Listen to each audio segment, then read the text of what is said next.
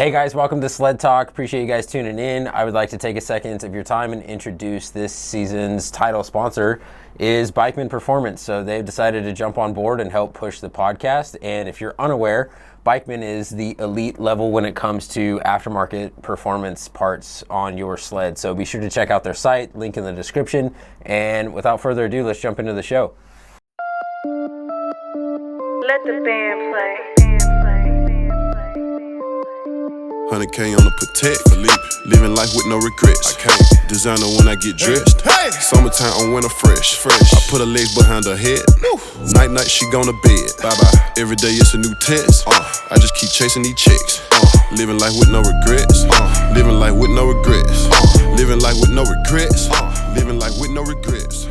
Oh boy! All right, are you guys ready to roll? Oh, absolutely, yeah. Ready to roll. Back for another one. Roll.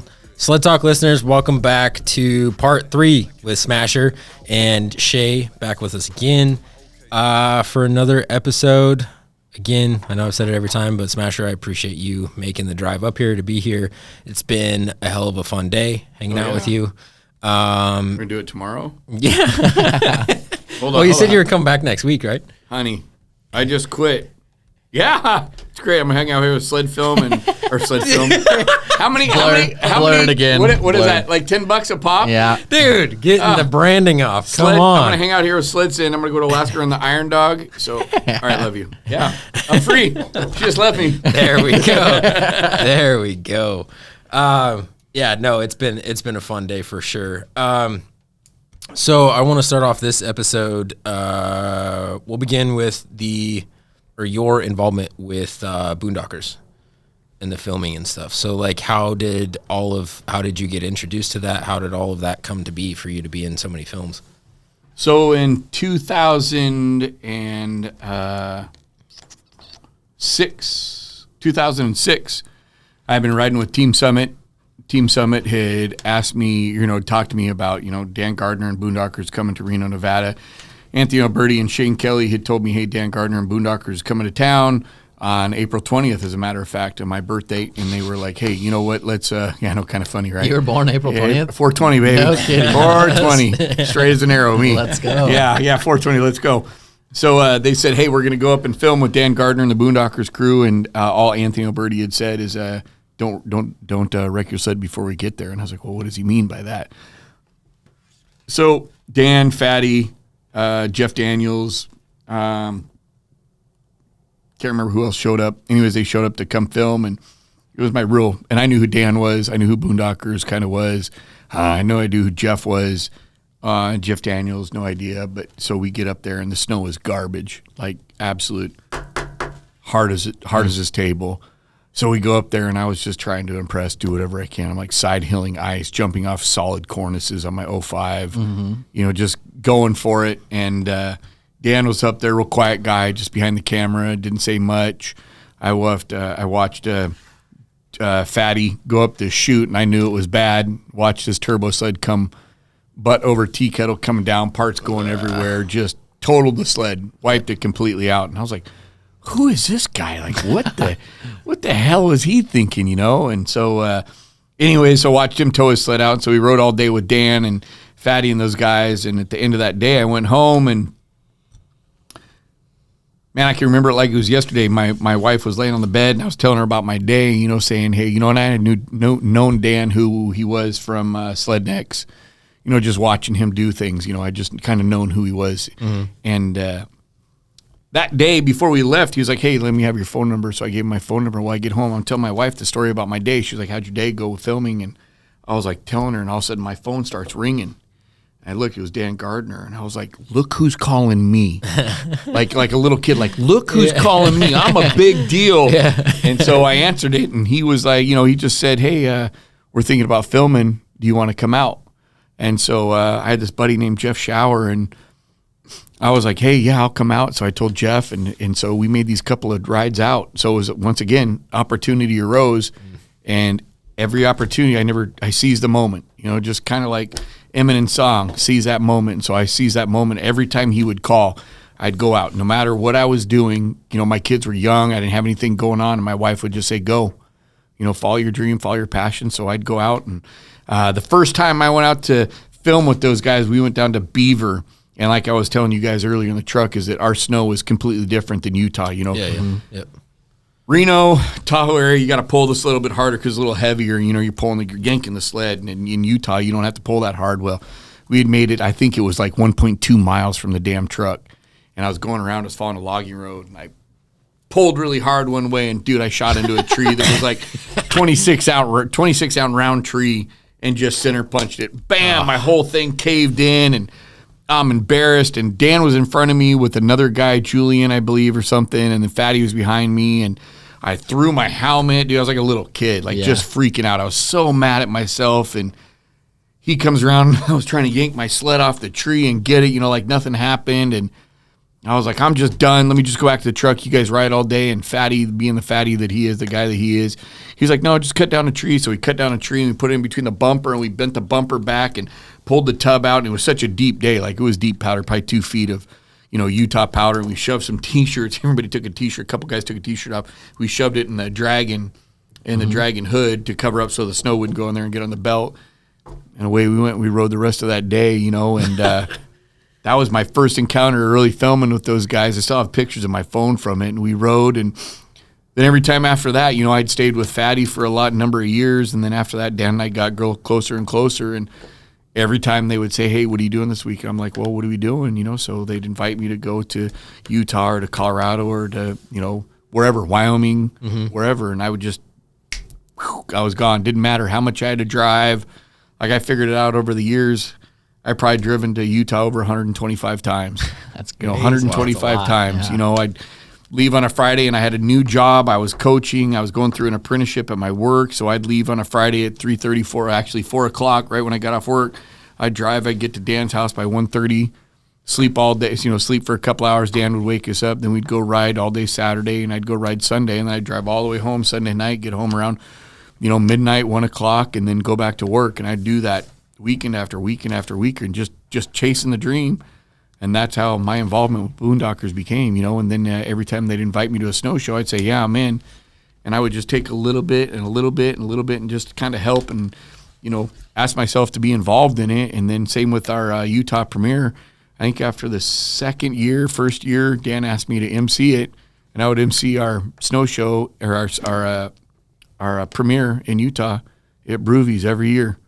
He would, you know, sometimes he'd fly me out, sometimes I'd drive out, and, you know, and he'd take care of my flight or whatever, pay me. You know, we'd raise, I can't tell you how much Dan raised for the Utah Avalanche Center over the years, you know, through the Broovies and all our sponsors pitching in, and that's how Boondockers came about. And then eventually, you know, I just grew myself into something that I just loved and followed the passion. And, you know, it was a group of guys that we all had the same passion. We got along good, and, you know, we were pretty intertwined.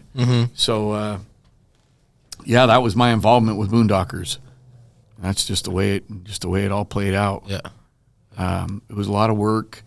You know, I kind of took the snow shows, you know, my personality and just who I am. I think, you know, Dan kind of let me run with it. I seemed to have the personality to meet with people. Fatty was another good one. Fatty was always very involved with the public. Everybody knew Fatty. I mean, he'd been around forever. Dan was always kind of behind the scenes. He was kind of the brains. He was the one that would make everything run. You know, he's like, I always told him he's the Michael Jordan of Boondockers. He was what Boondockers is. Without him, it just was nothing. It just was who Dan was. He was kind of the leader.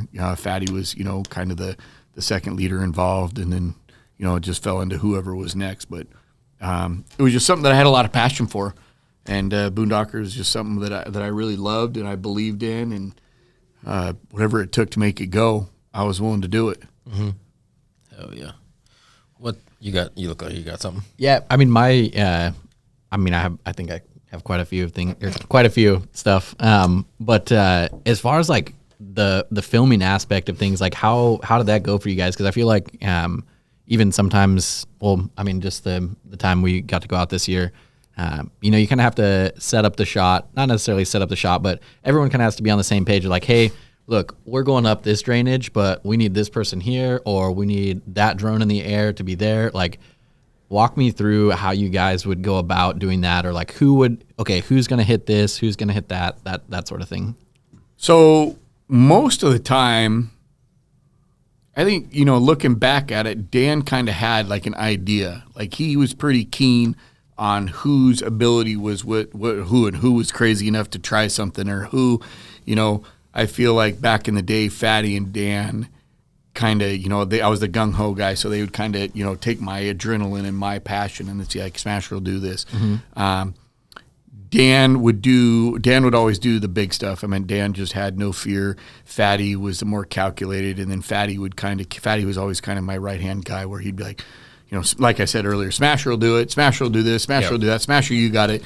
Fatty was always kind of like my right-hand guy that would say, hey, we can do this. But most of the time when we'd come in, Dan was the cameraman. He was always the guy behind the camera. Fatty would help out quite a bit, Ryan Nelson. But if there was something that someone wanted to do, or you're riding through the trees and someone's like, hey, Dan, I got something back here, everybody would come back. They'd set up cameras, the drone, as we got into it more, GoPros, and they'd say, all right, go up and hit it. What are we doing? What's the plan? And then Dan would film it. If Dan was going to do something, then Fatty would kind of take over. Nick Reedy also played a big part later in life, where he would be the still shot. Nick Reedy became, one of the guys. Justin Cowett was also one of the guys later on in life, longer into our career. But it would more be like you just be riding along, or Dan might have something, or Fatty might have something, especially when you go to Utah or something like that. But if we went to other places like Colorado or Idaho or something, you'd just be riding along and be like, hey, let's film this. Let's do this. But, most of the times when I flew out or rode out to Utah, Dan and Fatty would already have something like, this is where we're riding, this is what we're doing. If you see something, let's stop, let's film it real quick. But it was quick. Usually it was really quick. Yeah, Dan would pull out the camera. A lot of times, like the clip you guys were watching yesterday, where I was talking about, if you're stuck, you're stuck. Yeah. That, like, I didn't even know how he was rolling the camera. Like that was, so Dan was very, like, if we were all talking and chatting and talking trash, he'd pull out the camera a lot and just roll B film and stuff like that. Yeah. The time where I was talking about Dan's got a wimpy arm. Yeah. A lot of times I was just me filming. I was going to film something, so off-candid camera and stuff. But yeah, that's the way it always worked. I mean, there was no like real production like that. If it was something really big and nasty, there'd be a lot of preparation time where cameras are getting ready and people are getting ready. Make sure everybody's safe, stuff like that. Yeah. Makes sense. For sure. But it was just like from my experience on like content days and stuff, and obviously if you're going out, it's all about your intention too, right? Like, all right, we're going out to film a movie or get clips for the movie or whatnot, right? Like everybody's on board. Yeah. And it could be interesting to deal or to try to get content, because obviously, SledSend is a business, right? And content is a very, very important part and piece of that. And so, like, you have to have everybody on board of, like, all right, this is what we are doing specifically. And everybody needs to be on board with that. And you got to check with the camera and let people know what you're going to do before you do it. Let the camera, hey, heads up, I'm thinking this is the line of sight I see. Where, and then let the camera guy be like, all right, I need to come from this angle, or I need to be over here. And it's, just going through the motion of, with SledSend and growing to get the shots and all the different, like, there's a lot of work that actually goes into it behind the scenes that a lot of people don't really, understand. Absolutely. And just the element alone, obviously I wanted Jeff on for this episode to speak to this stuff, but, filming in the backcountry in the elements is a pretty serious task in and of itself. There's, with the cameras and the cold and the snow and there's just so much going on, that it's the people that are doing it, and that are making these movies and doing those things, like, huge amount of respect to those individuals to pull that stuff off, because it's, it's one thing to like scroll through from social media and, oh, that's sick.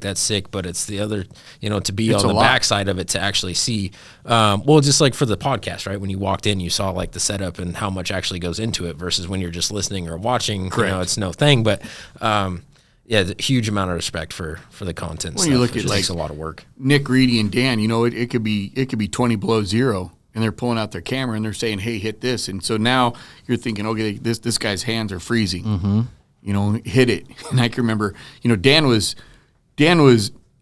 obviously he would walk like you could be like, oh, I'm going to hit this, and then you'd go up and you'd write like, oh, I'm going to hit this instead, and he would walk through the snow. I mean, he would wait. I mean, he was in phenomenal shape. I mean, the kid's in phenomenal shape, and he was a kid, and so he would walk through the snow and to get the shot. I mean, I think it was Boondockers 10. I was jumping this waterfall, and he was like hanging. I think if I could be wrong, but I think his girlfriend was hanging onto his arm, or he's hanging off just to lean over and get this waterfall before Whatever it takes, just to get over the shot. Yeah. Just the shot. You know, it's ridiculous amount that he would go through to get the shot, and you know, camera just doesn't do things justice. I mean, it really doesn't, and especially slope angle. Yeah. You know, I can remember like there's something in 15 that you guys just posted. I remember, and I can think through that, like looking down on it, coming off, and then side hilling and landing sideways and doing it. It's just, you know, you mess up and things go wrong. Dan and I and Fatty and Eric were in Utah one time, and we were filming for Boondockers, and Eric had driven all the way out from Colorado to come film, and it's never been done. Like Eric just doesn't leave Colorado very often. Mm-hmm. So we were all excited. Well, so we leave. So the first day, I'm back in Dan's sled off my damn sled deck. I fall off the deck. I bend his damn steering post. I hurt my hip. You know, so that just started the day off bad. And so then they're giving me all crap. So then we get up there, and Eric has a problem with his snow bike. We're only like, I don't know, 15 miles in. Dan's sick as a dog, so we all decide, bag it, let's go out. So as we're heading out, Dan's like, hey, Smasher, go do this creek bottom. So I was like, all right, cool. That sounds like a good idea. So I go do the creek bottom. Well, I didn't make this waterfall, so I tried to pull the sled around and whip it. Well, when I jumped off the sled, I fell through the ice. When I fell through the ice, the sled came over on top of me, landed on top of me, pinned my hand, this hand, so far back that I thought it was broken. Well, I couldn't get the sled off me, so I'm yelling for help. Well, I could hear Dan kind of giggling because he didn't think I was really for help. Well, Fatty jumped down off the snowbank into the creek to help me.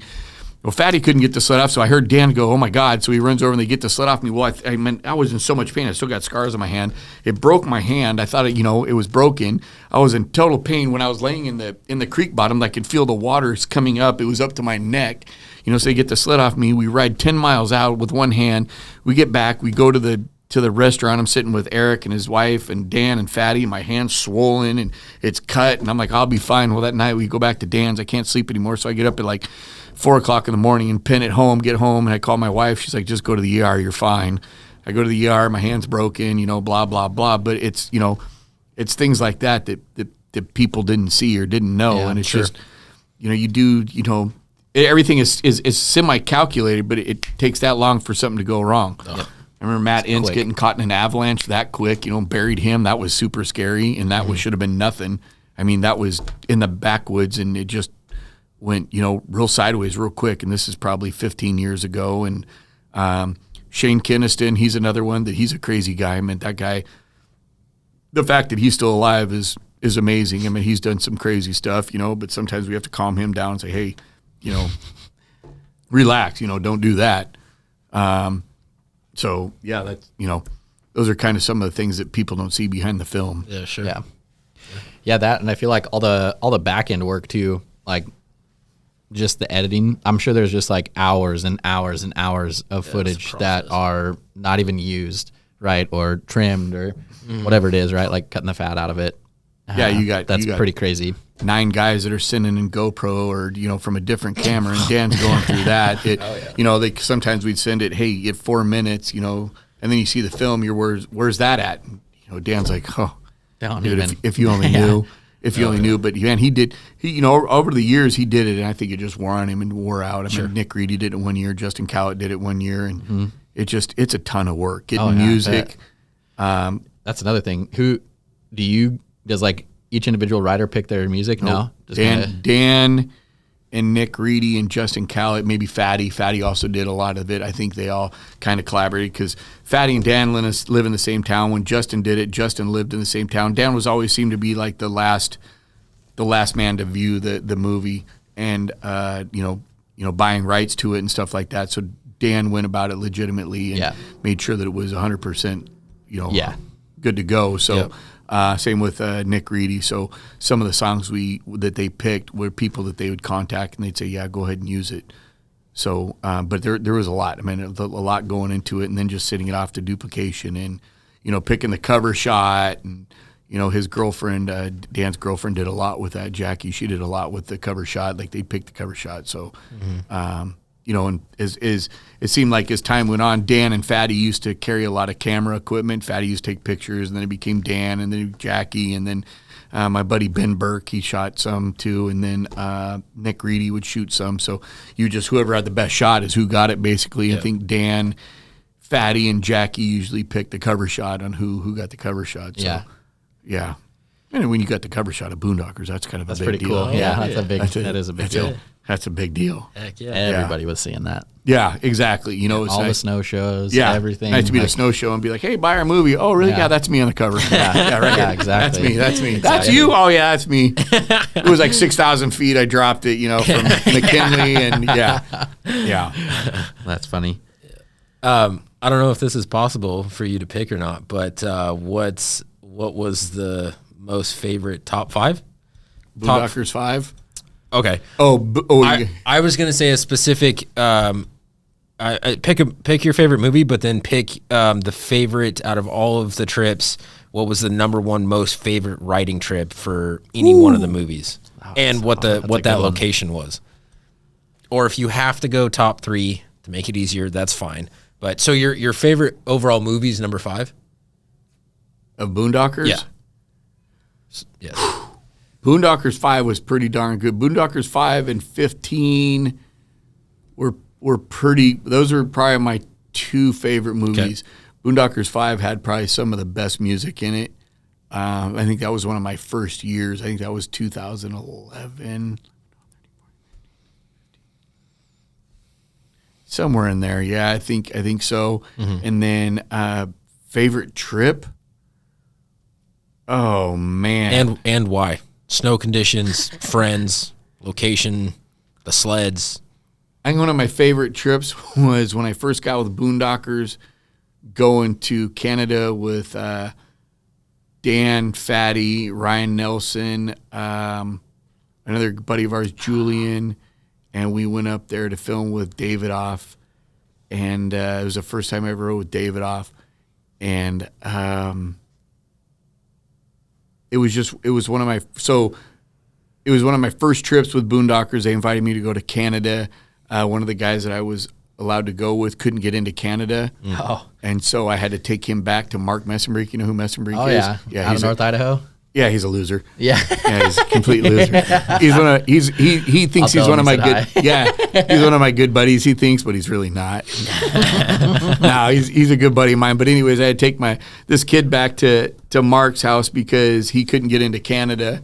And Fatty and Dan had taken off to go in, and so I stayed the night at Mark's. The next morning I woke up, and Mark, nice enough, took this kid to the airport to fly him so he'd get home, and I drove back in, and I rode with David Off and Dan and Ryan and Fatty all weekend, and that was one of my bigger drops was ever done was in Canada, and it was with David Off, and it was like I was like looking down at this thing, going, "No way, dude! This is big." And they were waiting for the perfect sunlight. And Dan and Fatty and Ryan were down low, and David Off was sitting with me on this rock. He's like, "Smasher, you got this, buddy. You got to just go for it. You got it. It'll be sick for the film." And I kept looking over the edge, and he's like, "No more looking over the edge. Come sit with me." And so we sat, and then somebody yelled. I think David Off said, "Hey, it's clearing up in 5, 4, 3, 2, 1." And he's like, "Smasher, go." And I walked over my sled, and he's like, "Go, Smasher, go." And I remember thinking, like, I was going and I was hitting the brake. I was like, "No, I don't want to do it. Like, I don't know." And then next thing I know, I dropped off this and I hit. And when I landed, I'm like, "I'm done. I'm retired. Like, I don't want to do this no more." And,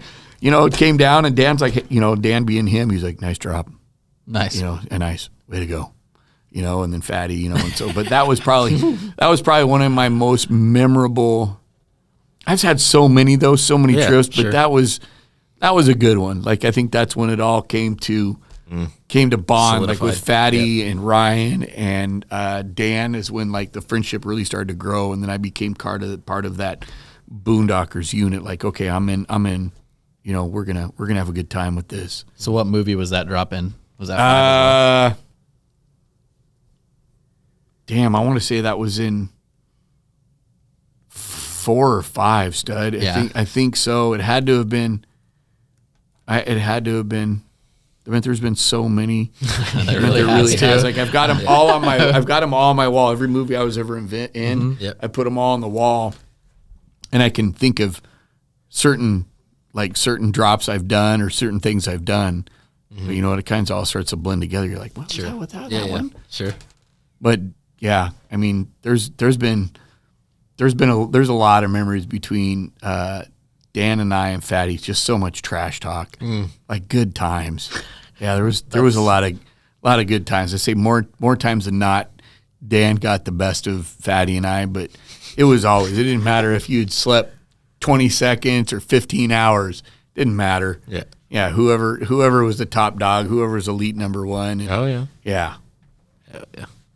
And so, unfortunately, Boondockers movies has come to an end. Yeah, Boondockers movies come to an end. Dan, you know, he kind of let some people run with it, and I think it just came time for it to end. You know, everybody kind of grew apart, and everybody kind of went their own direction. A lot of people are in different parts of their life, and it's okay. Yeah, I mean, that happens. Yeah, it's sad. I mean, it's amazing the number of people that have reached out. They wanted to know, that loved it, because I think, you know, we were just a group of guys that were just having a good time. Sure. And I meant that we weren't no frills and thrills. It was just a group of guys that very cohesive, and we went out and just, you know, laid it all on the line just to do it. And it grew into something. I think you know, Dan built it into something very big. It could have been something pretty spectacular. Yeah. But it just ran its course, and it's time. Time for it to move on. It'll be a thing of the past, and yeah. No, it's definitely sad. Good memories, though. I know you say like you guys were just a group of guys, but I feel like there was probably a good portion of, I don't know, hopefully some viewers, you know, that grew up on you guys. So thanks. Oh, yeah. Thanks for it. Yeah. We appreciate it for sure. The influence. Yeah. It was dope. Oh, it was fun. It Fun was, watching you. It was cool to see how, like, the leader, like Dan was always the leader. Dan was always the leader. You know, it was just, you know, just certain people have that quality about him, and Dan was very, you know, like, hey, let's do this, let's do that, and it always worked out. Like, and then we'd let, like, Anthony O'Berty, sometimes he picked a couple of times to go somewhere, and it turned into just a bad idea. So, you know, you'd rag on that guy and say, okay, well, he's never allowed to do that, you know, or, you know, it was just a difference. You know, there was always a leader, a co-leader, a funny guy, a serious guy, you know, a guy that screwed things up. You know, Shane Kinnison was always the guy that would do something just off the wall. Like, you're like, this is bad. I mean, I can't tell you how many times that Shane would be like, hey, I want to do something, and Fatty would go and destroy it just so Shane wouldn't do it, so that he was like, no, we're not going to let Shane do this. You know, or where Dan would be like, you know, pushing him like, hey, Shane, go do this, go do that, you know. So it was always cool to see who could do the dumbest thing, or when someone would do something stupid. You know, and you were talking about filming, so sometimes, you know, you'd say, Smasher, go do this, and then I'd get stuck.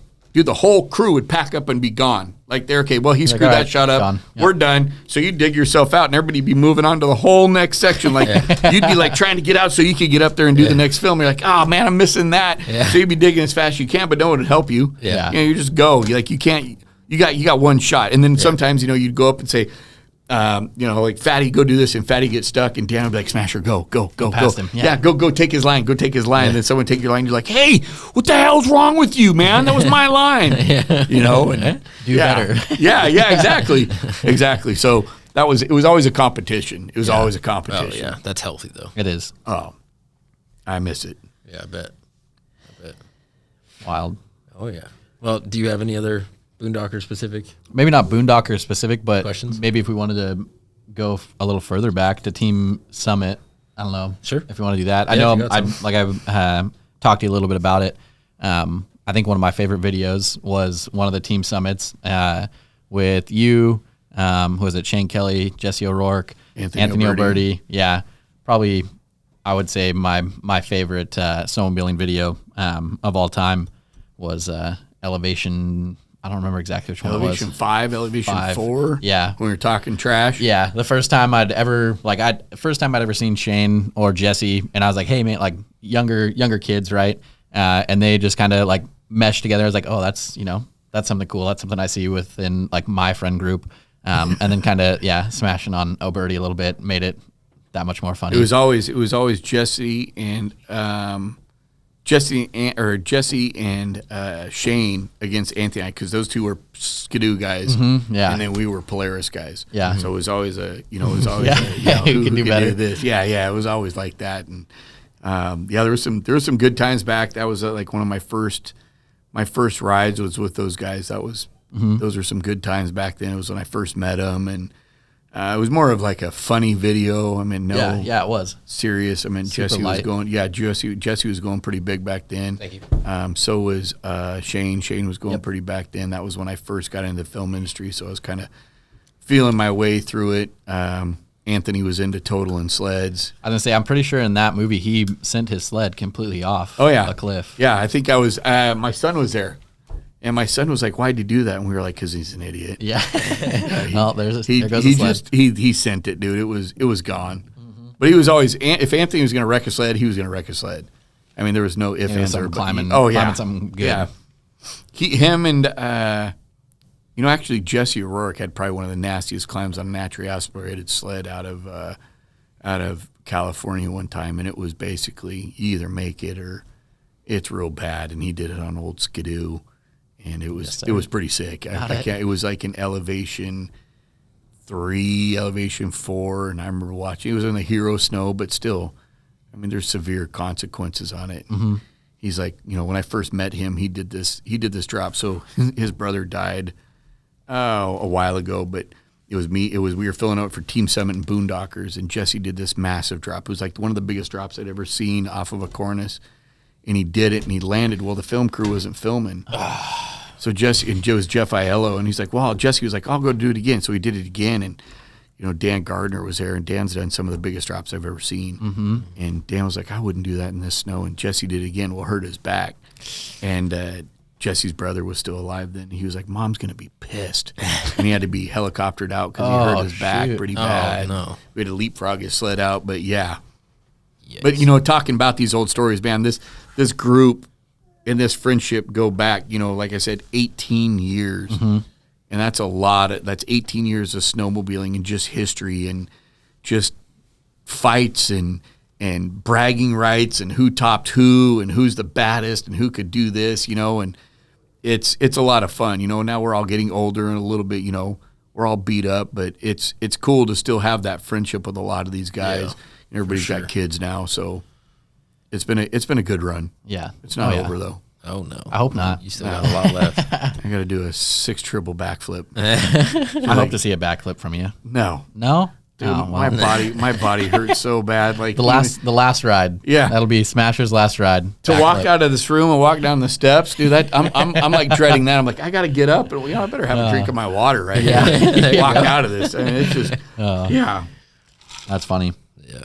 What was David off like, man? Was that just unreal to watch that guy? Davidoff was my passion. His passion for the industry. He just was super passionate. Mm-hmm. Like just loved life. Yeah, super fun. I mean, to be with him for a few days is super fun over and over and over. I mean, it got a lot, but he was just so passionate. And the crazy thing about that guy was he would climb. I mean, you've seen some of his climbs, right? Yeah, stupid climbs on a VMAX. Yeah. But we climbed one thing, and I was like, well, let's go down. He's like, no, man, we can't go down that. And I'm like, what do you mean? He's like, no, man, we got to go around, eh? I'm like, I'm going to go down here. He's like, no. And he'd go all the way around the mountain range, but he would not go back down. He was deathly afraid of going down. Back up. He was just up. Straight up. Huh. And I went up there in 2010, and I was on my Dragon, and he goes, Smash, go climb that. So I started to climb up it, and I'm climbing, and after about 4 hours, I still been climbing. No, I'm joking. But after a while, I had been climbing, and I was thinking, man, if this thing slides, I'm dead. And I remember turning around, and they were so far down there. I was like, I haven't even touched this. Little specks. Yeah. And what he was climbing on a VMAX.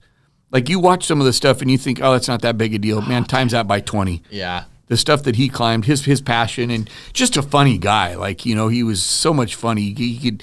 Like, I matched his personality. We like to sing together and, just be stupid. Yeah. Just enjoying life. And the day he passed away, it was a sad day. Yeah. Like, it really was. I went up a couple times and rode with him. And I did a climb on my 2011. And, He's like, you got it. And when I made it all the way up, dude, he was so like Just jacked. oh my Lord, dude. I'm like, hey, relax, dude. I mean, it was a cool climbing on him, dude. He's trying to hug you and jump on you. And, you know, it was cool. Now looking back, you know, he's just excited for someone to do something. Like, way Which to is go, sick. man. Yeah. It's there was one in particular that I always remember where he's going, and I mean, it's like, it looks straight up, and he actually comes over the cornice, right? On like the VMAX. Yeah, he hits that cornice, and he just like throws the sled up, and then like he lands on top too, and he just gets up top, and he's just like jacked. Jazzed. Yeah, absolutely jacked. And like, you're looking at this, just even on a video, you can tell how steep this is, and it's insane. Yeah, Just to see him so jacked on that is like, yeah, that's why we ride right there. Is that was excitement. that was back in the day when they had choppers. Mm-hmm. When they'd have choppers, and boy, he was like, let's go. You know, and he had so it was my first time there when he would pick people to do certain things. Hey guys, welcome to Sled Talk. Appreciate you guys tuning in. I would like to take a second of your time and introduce this season's title sponsor is Bikeman Performance. So they've decided to jump on board and help push the podcast. And if you're unaware, Bikeman is the elite level when it comes to aftermarket performance parts on your sled. So be sure to check out their site, link in the description. And without further ado, let's jump into the show. You know, like I remember him picking something one time and it was solid ice. He's like, smash or jump this. And I was like, jump what? He's like, jump that. I'm like, dude, I'm not jumping that solid ice. He's like, you can't jump that. I'm like, no, man. Like, no, I'm good. Like, I'm solid. He's like, it's a bad idea. I'm like, yeah, it's a real bad idea. Like, this is not working. But, you know, just his brain. He was just so passionate. His movies were fun. Yeah. It's a sad day. I'm like, I miss him and his dressing, the way he dressed in his pajama bottoms and his didn't long care, hair. And, it was a cool time though. I meant to be in 2 of his films and ask me to come up and film with him was something spectacular. I mean, without a doubt. Certainly. couldn't, you know, Couldn't it was beat cool. that. Yeah. Did you ever get a chance to ride with Dan Treadway at all? Do you know who that is? Yeah. Yeah. Did you Old get a chance Treadway. to ride with him? No. I never did. Old Treadway, boy, that boy would send it. I was gonna say that guy, like, he reminded me a lot of the Crazy Canadian, but he wouldn't only send it on his sled; he would send it on skis too. Like, just an all around, like, Be crazy. Yeah. Adrenaline junkie. Yeah, Bad mamma jamma, pretty much. And now yeah. I think he's pretty much chill. I think I was just talking to someone. Well, Dan passed, but Daryl, his brother's still alive, but Dan Treadway's he's gone. That's right. Yeah. That's right. No, I was thinking of, no, maybe it was. Yeah, you're right. But yeah, I think it is today. Is he passed? I think No 1 kidding. year ago, 2 years ago now. Really? Yeah. Yep. Wild stuff. But another I feel like maybe not innovator, but just someone that like pushed the envelope, right? Like just sent some nasty things. Yeah, and I feel like I know for me, like when I saw some of his drops, I was just like, oh my God, this guy's a real deal. Like, this guy doesn't joke Yeah, around. there's This is some- crazy. I think he's got one in Sled Next where it's solid Yeah. powder. Yep. That was sick. Yeah. Like it's a solid drop. It's a nasty drop. It's huge. Yeah. There's a bunch of guys out there that have done just, you know, Chris Brown. Yeah. He's another guy that I hung out with, a great guy. Like just a good dude, fun, happy to be alive, and what he's done with his career is pretty cool. Like I've always wanted to get up to ride with him in that area. I've never been up there in Whistler. Whistler? Yeah, Yeah, okay. I've never been to Whistler. That was Whistler and Revelstoke. I've had 2 chances to go to Revelstoke, and I missed that opportunity. So I'm hoping before I leave this earth that I get a chance to go up there. You've never been up to No, Revelstoke? I was supposed to go, and we decided at the last second, me and my buddy were decided, you know what? We were already up in Castlegar, and we had been riding all day, and we were supposed to take the ferry, and Jim Phelan had said, hey, come up, and we backed out. We should have gone. Yeah. It was one of those things where the extra 3 hours, like if it was me now, I'd go. Yeah, I don't without care a if doubt. I didn't sleep 24 hours. Let's just go, man. We'll drive an hour and a half sleep, get on the ferry, but whatever. But, yeah, that and Whistler. I would love to go to Whistler. I was supposed to go to Whistler one time with Darcy and Fatty, and it was during Christmas. I couldn't go. But to see their footage, you know, of that Yeah, just deep. 35 feet of powder where you can't even see, you know, it's ridiculous. The whole day you're just Yes, shaking your head yes. because you can't see. I don't care if you can't see. It would just be epic to go up there and do that. Yeah. Does he do clinics? Yeah. What's his? What is he? Because he's out of Whistler. I feel Chris like I've Brown's. seen his. I don't remember what his is, but What is his? was that a? Was it got you? Oh, there it is. What? I can't believe. Whoa, almost took a that digger. just messed up the shot, dude. Now it's right on me. Oh, bro, you moved that thing a foot. Yeah, almost. Broke the no. black magic, dude. Oops. Down goes Frazier. Whistler. What is his? Oh my Lord. I can't remember what his Instagram is, but I do remember. Ride Whistler. Oh, yeah. Jeez, Yeah, yeah. Ride Whistler Adventure. Yeah, I want to go. I want to go ride with Chris. You know, and I'd get invited up there by Fatty. Him and Fatty were pretty good friends, and never made it happen. So I'm not dead yet, though. I got a few more years. You better. Got that 12 backflips in a row. Dude, I wonder if this guy is at all related to him. Ryan Brown? Chris has siblings. I've talked to Ryan quite a bit on Instagram, and we have an open invite to go ride in Whistler Oh, maybe. with him. I don't think so. Maybe not. I don't know. I think he's our age. There's a lot of people in the industry, man. Oh, yeah, for sure. Yeah. So I guess like speaking on a lot of people in the industry, can you like speak a little bit on maybe the snow shows? I know like when I grew up as a like younger, I guess, going to the snow shows was like a really, really big thing, right? Like a lot of people were there, even in the parking lot, you know, people were selling stuff inside in the expos was like crazy. Now, you know, you go and it seems like it's kind of declined a little bit, but Yeah, you spoke on that earlier. Yeah. what do you think about that? Like walk me through maybe the progression of snow shows. So back in the day, I mean, it was big. Yeah. Snow shows were big. I mean, that was, you know, there was before social media and before a lot of online sales, before a lot of the snowmobiles were having aftermarket. So everything was still aftermarket. Now everything, sleds are coming with so much of it. I remember better boards. You guys remember better boards? I mean, you know, the running boards? Yeah, the Yeah. running boards that would be put on sleds afterwards. I mean, that was a big thing. Then they, you know, Polaris went to a better board, and then just, you know, turbos and pipes and grips and bars, and I mean everything just seemed kind of progress. And you know, with the evolution of Insta famous, I call it, or social media, I mean, videos just kind of died out. Nobody wanted to see, you know, wait for the next year. I mean, you can see it now. Yeah, instant gratification. Yep, and a lot of people are posting stuff right now instead of waiting for the movie. I mean, even myself, I'll see, you know, I'll have a good clip, and I'm like, well, I'll post that now. You know, that gets me instant gratification right now rather than waiting in a movie. A dopamine hit. Yeah, exactly. Or, you know, you put it in a video and only, you know, like 200 people see it, where you put it on an Insta-famous and, Yeah. you know, how many it takes off and you get 200,000 views or 200,000 likes. Yeah. You know, so it's a little bit better. So I just think, you know, the shows, you know, like for Denver, there's a lot of people that go to football games. Seattle was also another big one. You know, there's Seattle football, so people would, you know, skip that. I think Heydays is big because, you know, you've got the swap meet, and it's just a big, and that's right at the beginning. Everybody's hype. Everybody, so it's like High energy, anticipation. yes, Yeah. and it's big. You know, you got the grass drags, and all the new stuff is being released. And then Everyone's after, there. yep, and after Heydays, let's see, that's September, October. So the next one would be Denver. After Denver, you would get Puyallup, I think is Puyallup, typically- and then yeah. Seattle, and then, you know, then Spokane, and then Boise. So, you know, they just kind of just died off, unfortunately. And I think a lot of the vendors, you know, aren't going anymore because they were losing their rear end. You Yeah. know, it's just, you know, it costs so much to do it. And it's a lot to drive there and to set up, and just the amount of energy that it takes. And, you know, it's sad. Yeah. I mean, it really is. So I think, you know, I don't see Heydays going anywhere. Heydays No. is just too big. Yeah. It's too big. But after that, you know, everything's been released, and you can order everything online, and then to go to pay to go into a snow show.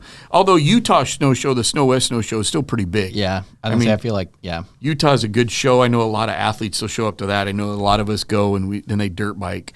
So there's still a lot of people there for that one. Is there one in West Yellowstone, like at the end of snowmobile season? It's not a snow, is it a snow show? Or is it I felt like there was something out of West Yellowstone. Maybe I'm completely wrong, but There was something up there. They were talking about it. I thought Snow West did something. There might be like later in the season. Yeah, like almost I would say maybe this time, if not a month or so ago. I feel like they would run something there, but you feel like that's kind of like a double-edged sword where social media is that instant gratification, and you can literally reach out to anybody, right? But you don't have that FaceTime, like that personal experience to actually meet people. Where I know, like I've gone to snow shows.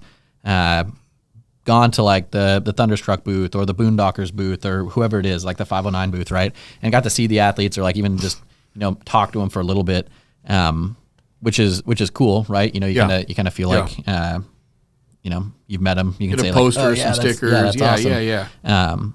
But now that that's kind of diving away, like I feel like social media might be a little double-edged sword on that.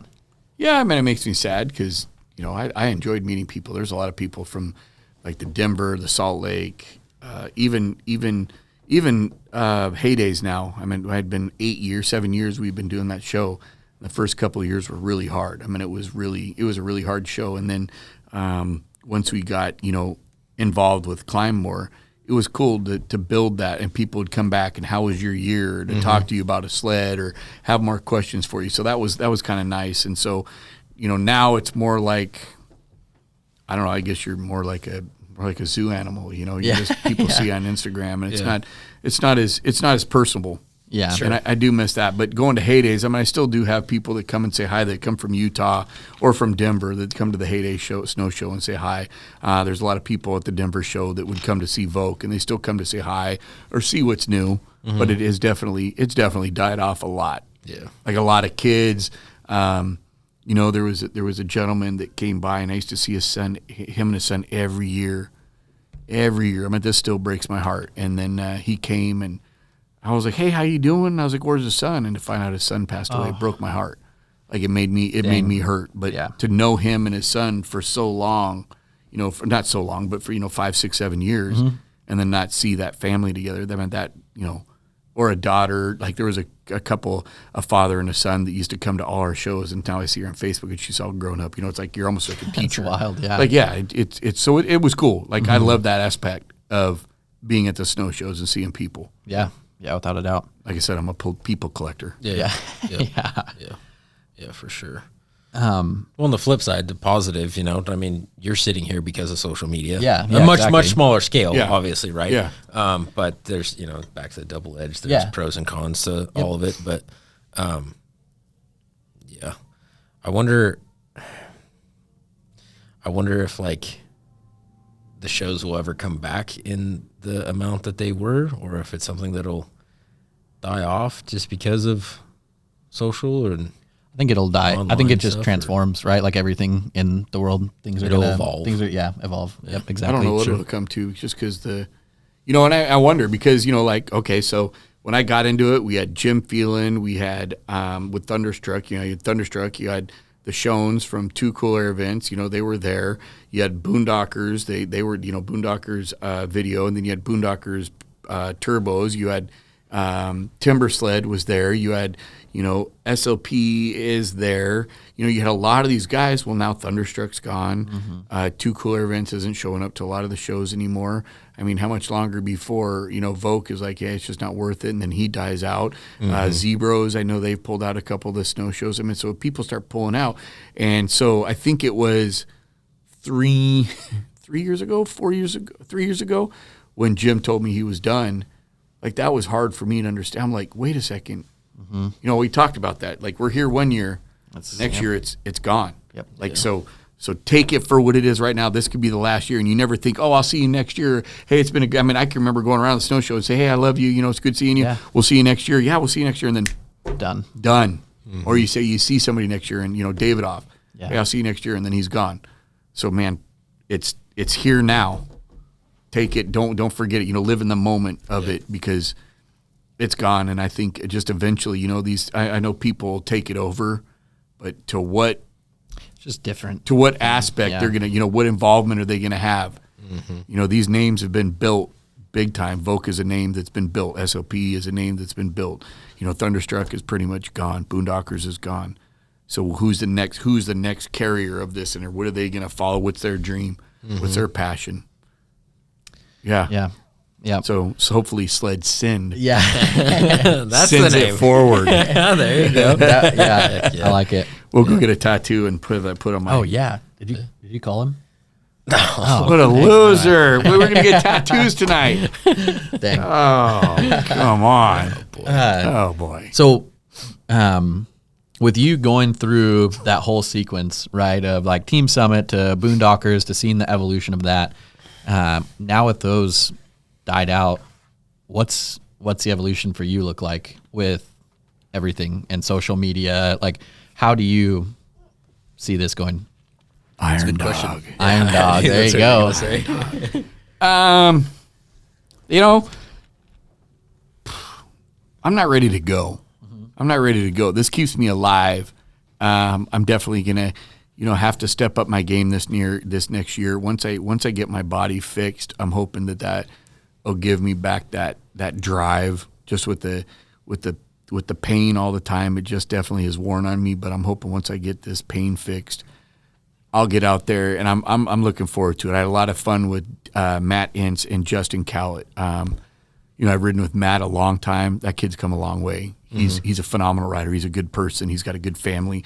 The business that he's got is amazing. Justin Mountain Cowlett, Skillz? yes. Yep. Justin Cowlett's a great fit. He's a good person. He's got a good heart. Riding with both of them, I'd like to do that. Anything to help Matt and grow his business. If people want to come ride with me, an old guy, and come out and have fun.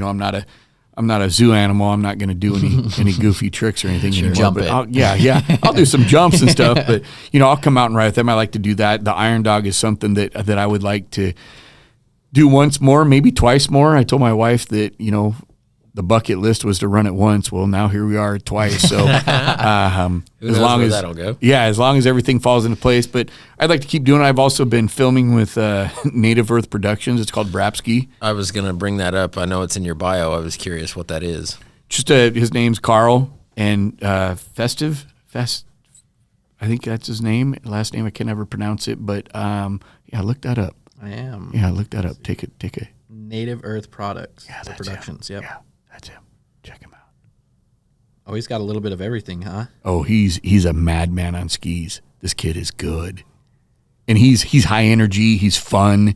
He's happy-go-lucky. See, that's the thing. I feel like we're going to kind of go off a little side tangent here, but I feel like skiers and snowmobilers or cross-country skiers or snowboarders or whatever, and snowmobilers kind of clash maybe a little more than they should, because I see a lot of skiers that utilize, right, or snowboarders, whatever it is, utilize sleds to get into the backcountry, and I mean they go and rip those sleds, and that's just where as he's well at. as like they do skis, and it's like, dude, you're naturally talented at this too, like. Yep, and that's do where so well. that's where Carl's at. Like Yeah. Carl has done. That's why he asked me to be a part of his film. I went and filmed with him last year, and so this year I went and filmed with him again. And whatever I can do. I mean, he's an amazing skier. I mean, the dude is bad. He's bad to the bone. He's got McRae. He's another good one.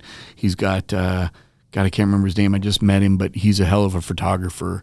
And we went up and did some filming out of Utah, and the stuff that they're wanting to do and the stuff that we filmed this year was pretty sick. We just need to get together a little bit more. His schedule's super busy. He's in Alaska for like 2.5 months skiing some gnarly stuff up there. McRae's also been out doing quite a bit of stuff, but so filming with them has been a lot of fun too. So we'll see where that goes. He's trying to get skiers and sledders into to get a good thing, and Sure. he liked my energy, so I'll ride with him and do whatever he wants. They ride out of Stanley, Idaho a lot. Excuse me, and so that's one of my favorite places. So we'll see what happens next year. We didn't have a whole lot of time this year. It just didn't match up because of the Iron Dog. But I've got more and more time on my hands now that my kids have pounded sand. They don't want anything to do with they don't want anything to do with me anymore. the nest. Yeah, they're like, Dad, you're old. We're out. Oh, man. So as long as I keep riding and showing them I've got what it's got, then hopefully they'll stick around. Yeah. Anytime they want a shot at the title, you know where to find me, boys. So you've brought his name up several times. You just mentioned him. I want to go into it a little bit more. So your relationship and involvement with Matt Entz. Talk about how that all came together. sounds like you've known him and been friends with him for a long time. Yeah, I've been friends with Matt a long, long time with his business. I mean, he's invited me out.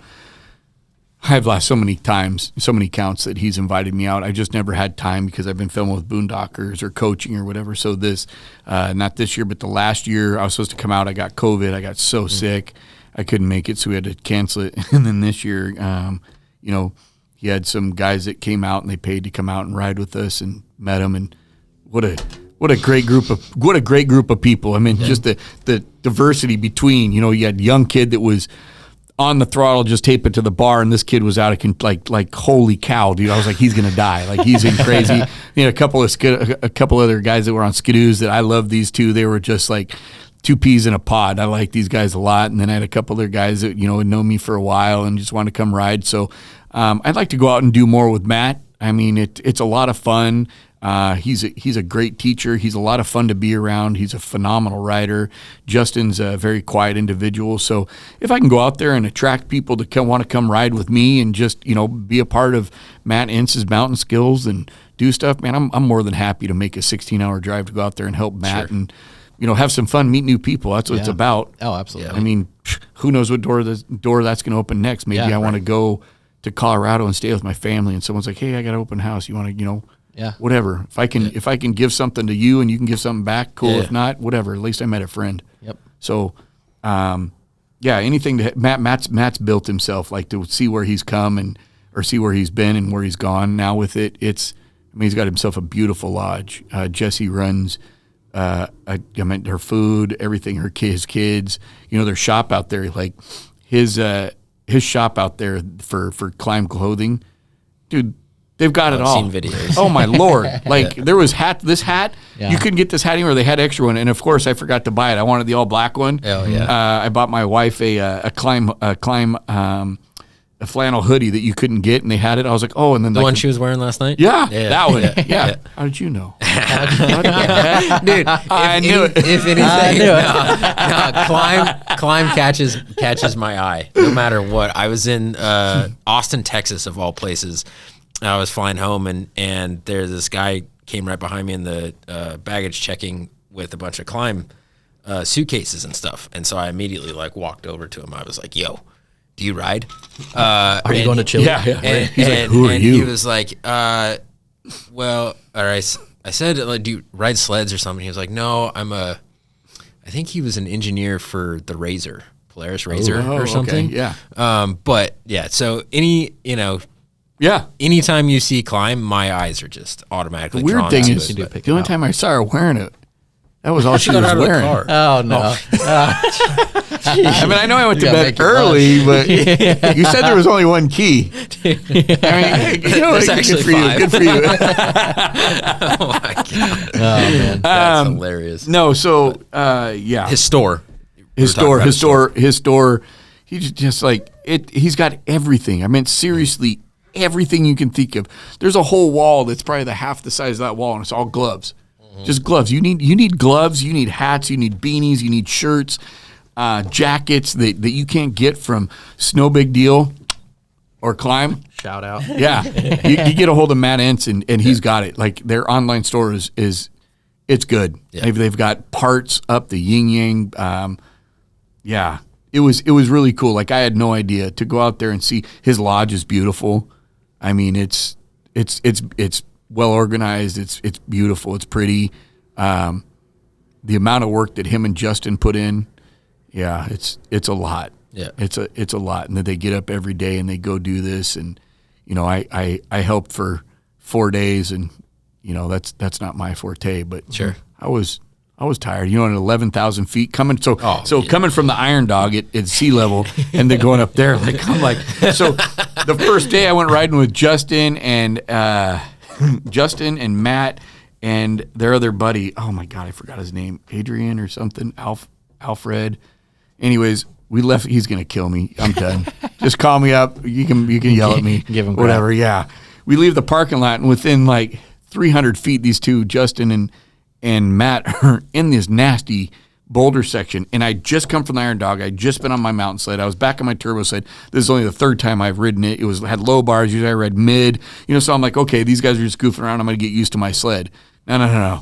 they just started riding this whole section. I'm like, okay, so after a few That's minutes, where I'm we're like, going today, okay. yeah, I'm like, okay, so here we go. I go into the trees, I'm getting ready, I'm trying to getting loose. I'm like, whatever. And we ride in there for a little bit, and then it just gets nastier and nastier. And the snow's different. I'm huffing and puffing, and then they want to go up this damn waterfall. I remember. Yeah. Yeah, the waterfall. Remember these videos. Now to watch it on Insta Famous and see it on GoPro, it looks like nothing. Yeah. Like I'll give you that. Like it looks Yeah. like nothing. So I hear Matt like, I'm gonna go, and then he calls me up. He's like, hey Smash, I didn't make it. If you take this line and go straight up the gut, blah blah, you'll make it. So I come through the trees and I'm looking, I'm like, what the hell are we doing? Like I'm thinking, okay, this is Vogue, your sled's done, stud.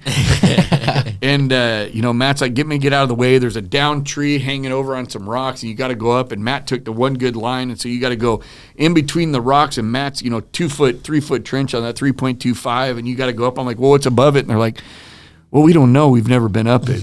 You go find out. Yeah. So he's like, you got it. And I'm like, all right. So I go, and man, I make it up this thing, and it's all gnarly, and I mean, it doesn't look bad, and the snow is forgiving. I mean, you could let off the throttle and go, but it was pretty nasty. I'm gonna give it to myself. It was pretty nasty. So I get up in there, and I'm like, woohoo! I'm number one. Well, then the next guy gets wasted right in the middle of it and just mashes it all up. So I come back down. Well, of course, always going back down to help someone never turns out good. We all know that. Yep. You go back to help someone that's stuck, it just always ends up into a crap show every time. So I go back down. And of course, I go all the way down. We get the guy out. I go up second to last, and then it just went downhill from that. I ended up getting stuck for like an hour and buried. And Matt and Justin take off up the mountain, and they come back down. And Matt wants to go up another drainage, and Matt's like, Smash, you want to go up this drainage? And I didn't want to, wimp out. I was like, yeah, and I'm thinking, dude, I'm done. Like, my arms are done. I've been stuck for an hour lifting my sled up. It's 10,000 feet. I'm worked, So I was like, yeah, whatever. And so I see Matt take off, and I see Justin go, and he's working the hell out of his sled to get up this. And I was like, nope, I'm out. I'm done. Like, I was done. Time out. And that was into that first day. And then, the second day and third day, just after a while, it just got a little tiring. Yeah. Oh yeah, I'm sure. Yeah, but good times, man. So if you guys are ever looking for something, hit up Matt and go out there. It's a good time. Get rowdy. Yeah, That would be fun. He likes to do those bow tie things. Does he? Yeah, Nice. yeah, he's into those bow ties. Him and Justin, like, get out of here, go away. I'm old school. That's funny. So did you have anything to touch on that? So I just want another friend story. Because like I told you earlier, this is how I actually found out about you, is through Ben Burke. So how did that relationship all come to? I actually watched his video of, I think, like the first time he went out to ride with you. But anyways, touch kind of a little bit about how that friendship came together. Mr. Burke, he actually met my dad. We were at a show thing at it was a Sierra Avalanche thing in Reno. It was at one of the breweries, and my dad started talking to this kid, and so I started talking to Ben, and he just kind of told me what he was about and blah blah blah. And you know how you kind of meet people and you're like, okay, he seems like a cool cat and blah blah blah. And so I like to night ride. Mm-hmm. I really like to night ride. Like, I want to go out night riding so hard, it's difficult. It really tests your ability. So I didn't really have a lot of people that I night ride with or anybody. So this one time I wanted to go for a night ride, and I called Ben and said, hey, he gave me his number that night. I was like, hey, you like to ride? And he's like, yeah, I do this and do that. And, I was like, whatever. I was looking for a new partner to ride with. And so I called Ben and said, hey, I want to go for a night ride. He's like, okay. Well, he showed up. Sled was gassed. Avalanche beacon was charged, probe, shovel. Sled was in perfect condition. Everything was tip top. Well, of course, my radio was dead. I don't know. I forgot something else, but he was 100% ready. I'm like, all right, this kid's on point. So we go riding, and, it got a little hairy, and he started getting stuck a little bit. And I was like, no big deal. I was like, we got him out. And I was like, all right, hey, this is getting a little hairy. Let's get out of here. It was snowing pretty good. It was blowing. And we get down to these flats, and I get a little sideways. I don't recognize where we're at. And he's like, do you know where we're at? I think this is how the story goes. And I'm like, yeah, I'm pretty sure. And so I'm looking and figuring it out. And, I knew we weren't lost. I knew we weren't going to die. And Ben was like, you know what we're doing? I was like, yeah, we're good. We're good.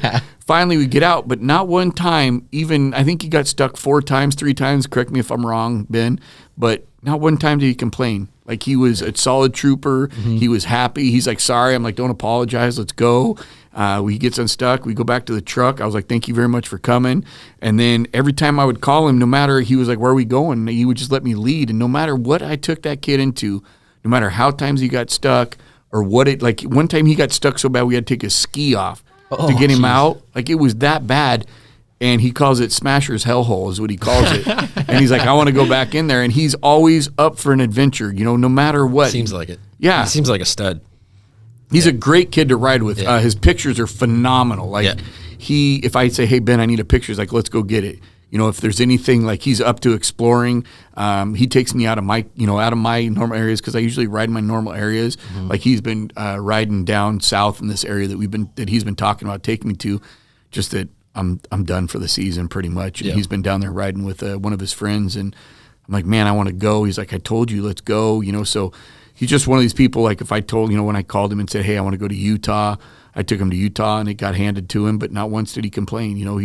He's one of those people that, you go out, you get stuck, it's miserable, but you won't hear him complain. Yeah. We're snowmobiling, baby. Yeah. He's like, hey, and not, I can't say that I ever heard him say sorry for getting stuck. He's like, hey, I'm stuck again. He'll work him, get himself out.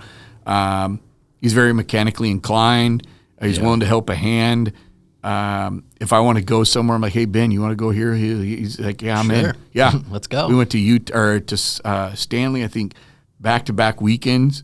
And I think he held his own. He struggled a couple of times, but he didn't complain. I think that's one of the biggest things for snowmobilers. As long as you don't complain, everybody gets stuck. Yeah. If you're not getting stuck, you're not trying. Yep. And for him to keep progressing like that and just be like, whatever, his sled's, and he's always, everything's always in tip-top shape. His sled's always in good shape. He's always, He seems very, very meticulous with very mechanical stuff. Yep. And I pay close attention to his stories. Yeah, his gear's in good shape. He's got knowledge. He's a fun kid to be around. Like, like he's my guy to ride with in Reno. If I can't ride with him, there's a few other people I ride with, but Ben. Hey, Ben, it's storming out. You can't see past your hand. You want to go? Yeah, I'll go. Already loaded. Yeah, exactly. Like, I call him like midday. Hey, you want to go for a night ride? He's like, yeah, I'm in. Yeah, I'm in. Let's go. Let's go do this, or let's go explore this. We have this other one that we went riding a few years back, and I'm not going to do a lot of detail with it, but we dropped into this zone that we had no busy being in. It got real nasty. Like, it was the second year I met him. It got real nasty, and he was eating some almonds, and I was like, hey, stud, you might want to chill out on those almonds. We might need those later. And he's like, you serious? I'm like, yeah, I don't, like, we're in it now, because you'd come up, like, in the trees, you'd come up over these ridges, and you could see sheer mountain, like cliffs. Well, cliffs mean that there's a drainage. When there's a drainage, that means there's a river.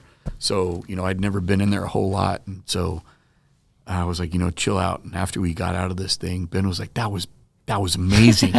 So we call it the what do we call it? The Blackbird Hell. No, the Blackbird Trail to Hell, I think is what we called it. Yikes. Yeah, that's what we call it. We've never been back, but we want to go. Like, we want to go do it one more time. Yeah. And it's to lead. There's a fine line in between wilderness boundaries, and it's just a sliver that goes through this canyon.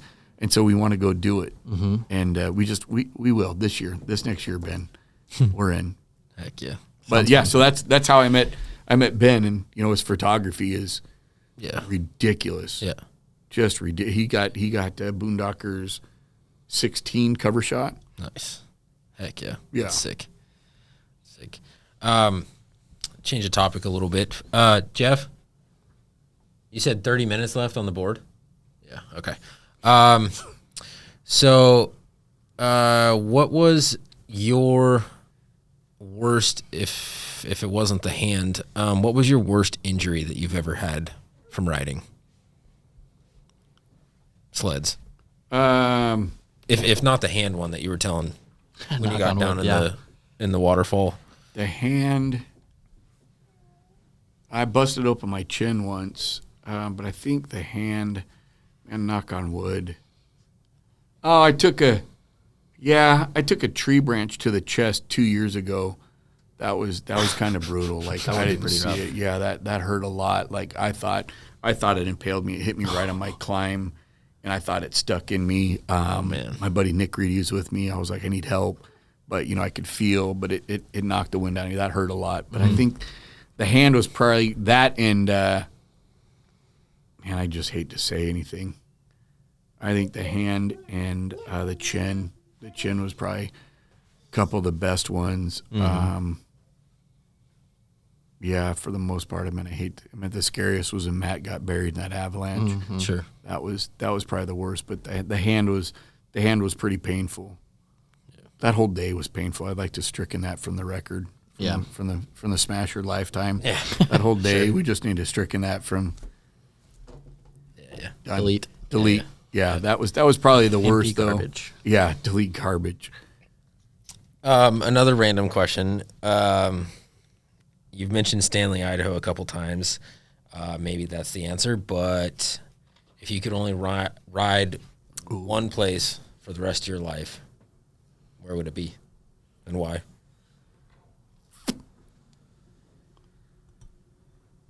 Well, I'd have to stay Stanley. I really would. I think Stanley's the closest thing that I've ever come to that looks like Alaska. The town itself is a great town. There's a great group of people. The Mountain Village Resort up there is lovable. The people are great. The food is great. The hot springs are great. I got some other friends that live up there that caretake, and they're good people. The scenery, the amount of area that you can ride, and just to go up and sit. I mean, you could go up and sit and stare at that scene that you saw. I could sit there up on observation and look at that mountain peak forever. Yeah. I mean, it's absolutely gorgeous on a bluebird day. The snow's good. It's quiet up there. I just think there's so much. There's a lot of riding area up there that you could ride.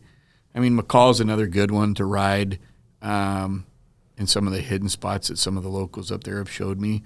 But I just think that Stanley is probably the closest thing to Alaska that the riding is even better than Alaska. Mm-hmm. It just looks like Alaska. I mean, you have tree riding, you have drainage riding, you have drops, you have all the flavors. Trees, yeah. You name it. Steep, deep. Yeah, it's pretty sick. So I think that would be my number one area. Yeah. It looks fun. Yeah. To say the least. You got any other intimidating rapid fire random No. questions for our boy? Probably not rapid fire random questions. No. Are you sure? Might be the last episode for a while. That's okay. Smasher. Yeah, no, nothing off the top of my head. Maybe after this, I'll just hit record on my phone. That way we can record everything and then just chop it in. Out at dinner. We'll mouth it. Yeah. As long as the surgery goes good, I'll come back for another one. Oh, yeah. I think it'd be fun to go down there too. We got to do a ride together. Or meet in Stanley, or I don't know, something. Let's go to Stanley. Yeah, I'd be down with that. We could go to Stanley and stay at the Mountain Village and go ride all day, and then go have a nice big ribeye or their prime rib. Oh, that sounds so good. And then go sit in the hot springs. Yeah. And stare at the Sawtooth Mountains, even to go up there in the summer. Yeah. Yeah. It hits different sitting in the hot springs though when it's snowing. Not that I've been to Stanley, but been in hot springs when it's just puking snow out too, and it's pretty amazing. And it gets so cold up there. It gets cold. I think we went riding up there one day. It was 30 below when we left the parking lot, like 30 below, and it was cold getting until we got into the trees. Once you got into the trees, and then, your hands, you can't feel them, and then you get stuck and you warm up and then you start going. Yeah. But yeah, it was that day.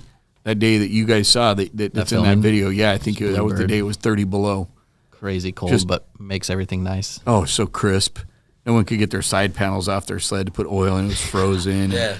Yeah. I think who was it? I think Fatty was doing that. Yeah, he took a torch to his. Yeah. And then to pull it over your sled, all thunk, thunk, thunk. Oh. And then when you start, it's all making all sorts of noise. You're like, oh, we're not riding today. Holy smokes. Or you go to start your truck and it's all. Yeah.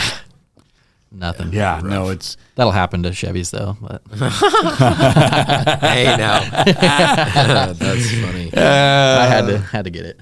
I Well- never think I've seen a Dodge up there though. Yeah, fair enough.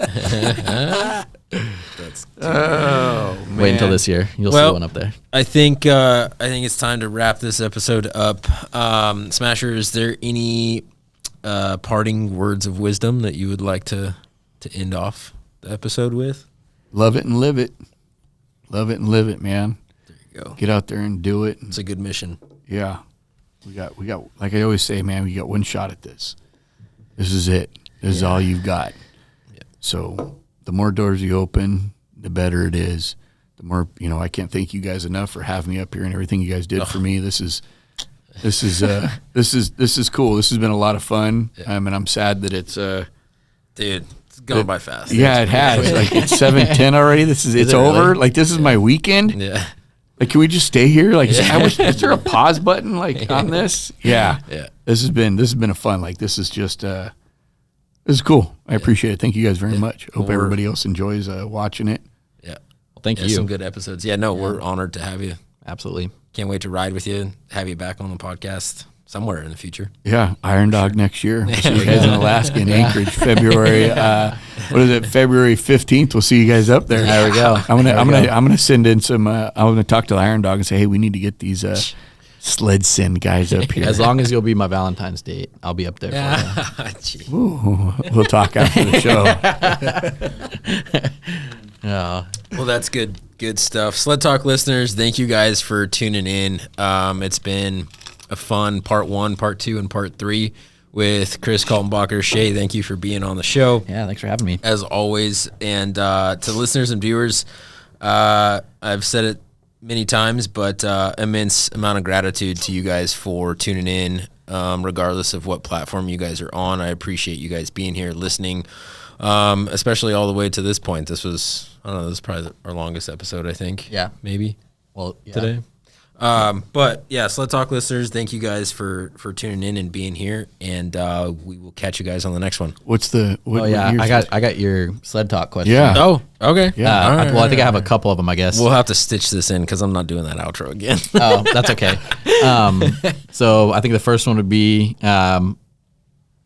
what's your favorite either movie, right? Whether it be Boondockers, 509, Thunderstruck, and like which one was it?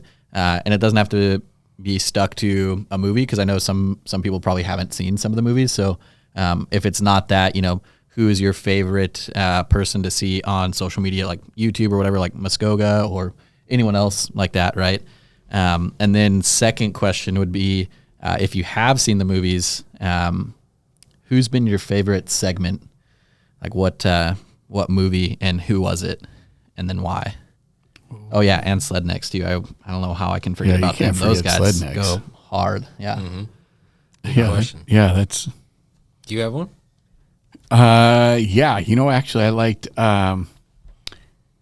Jeff Kyle. Oh yeah. Back in the day, it was "Down in a Hole" was his song. I want to say it was Sledneck's 12, I think. I don't know. Jeff Kyle always just, dude, he had some massive sins, and just that "Down in a Hole" song. And there's just one clip, and I've always wanted this shot, and I've never got this shot. But the cameraman's below, and he comes off this peak, and he's jumping. It just looks cool. It looks so cool. I think that's just a cool angle. Just a cool angle of someone's coming at you. Yeah. Everybody always says it doesn't look as big, but I just like the shot. But it was "Down in a Hole" was his song, and I think it was Sledneck's 12. I think. Yeah. I think was he one of the first people that rode with the camera like on his backpack? back? Yeah, I remember think seeing he like was. that huge Yep. hole. Yeah. Him and Cody. Borchers. Yeah, brochures. I don't know Yeah. how you say his last name. Sorry if I. There was a bunch of guys. That Callie one. Johnson. There's a lot of those are the guys that I watched before I got in the film industry. Did you ever ride with Brody Evans at all? Nope. No. The only Sledneck I curious. ever rode with was Dan Gardner. No, I think Dan was it. Yeah. Because of the Boondocker, we always Yeah. stuck together. It was always Yeah, just yeah. us. So, Yeah. But now that I'm venturing out, we'll see. Sure. We'll see. We're all getting old. We're a bunch of dinosaurs now. All the SledNet guys are all dinosaurs too. Oh, Yeah. Well, cue outro again. yeah. No. Do you have a sled talk question that you want to ask? I don't. I still.